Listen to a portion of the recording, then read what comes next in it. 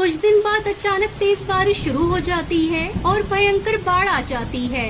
बाढ़ का पानी जंगल के सब पक्षियों के घरों में घुस जाता है और जंगल के पक्षी घर छोड़कर इधर उधर भागने लगते हैं। कड़कनाथ सेठ की हवेली भी बाढ़ से नहीं बच पाती, मगर टुनटुनी चिड़िया का कागज का घर बाढ़ में भी शान से खड़ा रहता है।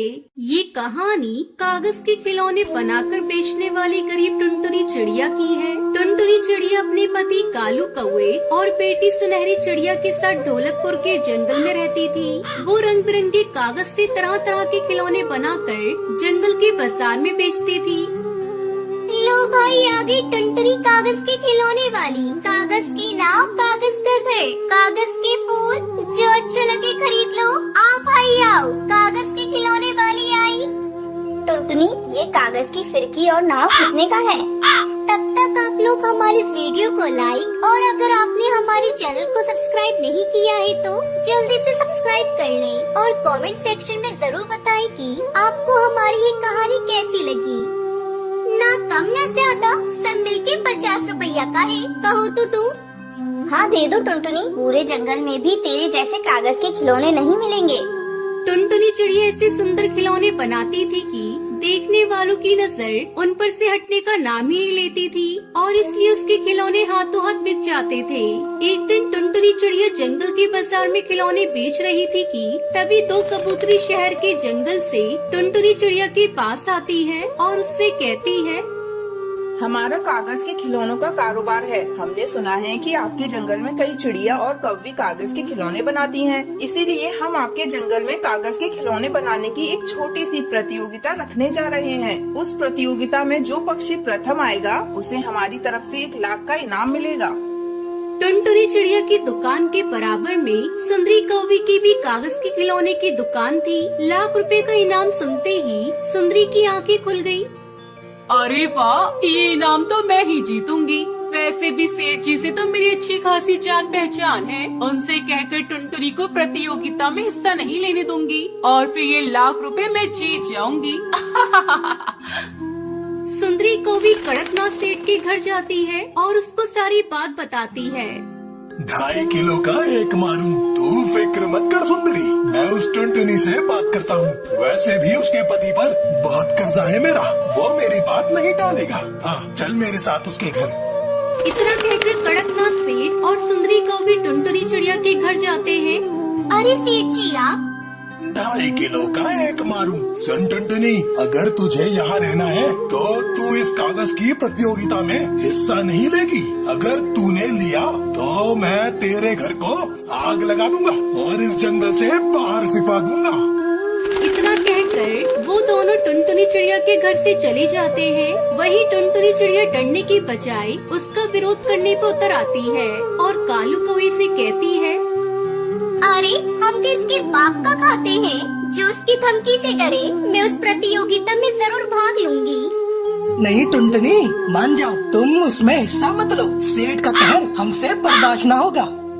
आप चिंता नहीं कीजिए जी, कुछ नहीं कर सकेगा वो सेठ। लाख मना करने पर भी टुनटुनी चिड़िया उस प्रतियोगिता में हिस्सा ले ही लेती है और प्रथम स्थान पर आती है। हमें आपके बनाए पेपर टॉय बहुत पसंद आए टुनटुनी जी, इसलिए अब आप हमारे लिए खिलौने बनाएंगी और ये रहा 1 लाख का इनाम। बधाई हो। कड़कनाथ सेठ को जब इस बात का पता चलता है तो उसका खून खौल उठता है। वो टुनटुनी चिड़िया से दुश्मनी करने लगता है।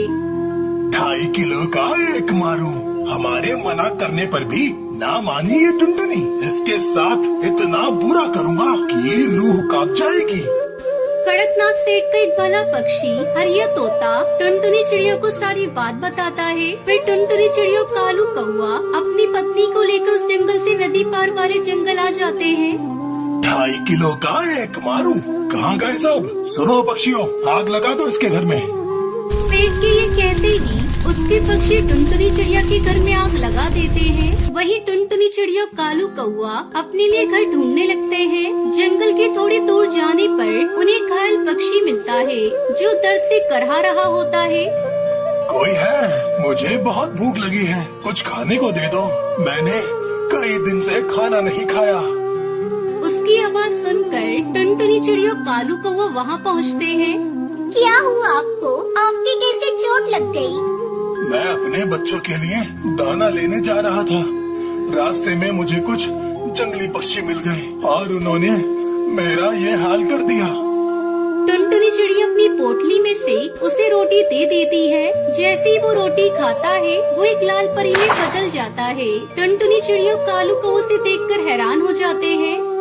मुझे देखकर तुम दोनों हैरान मत हो टुनटुनी, तुम एक भली चिड़िया हो और मैं तुम्हारा इम्तिहान ले रही थी। तुमने अपनी भूख की परवाह नहीं की और मुझे अपनी रोटी दे दी। सुनो टुनटुनी, तुम कागज के खिलौने बनाती हो ना, आज से तुम्हारे हाथों में वो जादू होगा कि तुम अपने मन में जो भी सोचकर किसी कागज को छुओगी वो कागज वैसा ही बन जाएगा।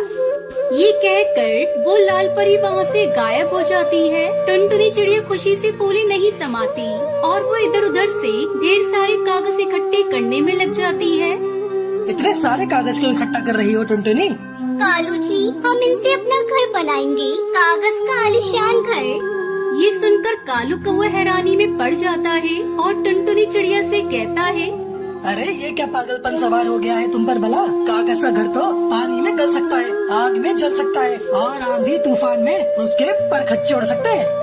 आप देखते जाओ जी, ऐसा कुछ भी नहीं होगा।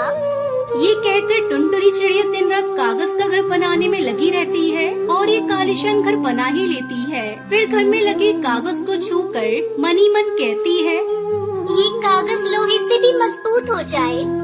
बस टुनटुनी चिड़िया की ये कहते ही घर में लगा कागज लोहे से भी मजबूत हो जाता है। टुनटुनी चिड़िया और कालू कागज के बने घर को देखकर बहुत खुश होते हैं। कुछ दिन बाद अचानक तेज बारिश शुरू हो जाती है और भयंकर बाढ़ आ जाती है। बाढ़ का पानी जंगल के सब पक्षियों के घरों में घुस जाता है और जंगल के पक्षी घर छोड़कर इधर उधर भागने लगते हैं। कड़कनाथ सेठ की हवेली भी बाढ़ से नहीं बच पाती, मगर टुनटुनी चिड़िया का कागज का घर बाढ़ में भी शान से खड़ा रहता है। फिर टुनटुनी चिड़िया कालू कौवा अपनी बेटी सुनहरी के साथ कागज के बने घर में खुशी खुशी रहने लगते हैं।